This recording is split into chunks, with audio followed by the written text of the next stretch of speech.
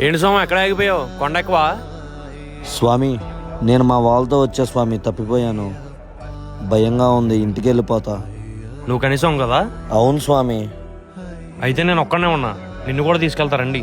అమ్మో, అసలుకే ఇక్కడ ఎక్కువగా దొంగలు ఉంటారంట. వద్దు స్వామి, నేను ఇంటికి వెళ్ళిపోతా. నేను నీ కంటికి దొంగలా కనపడుతున్నానా?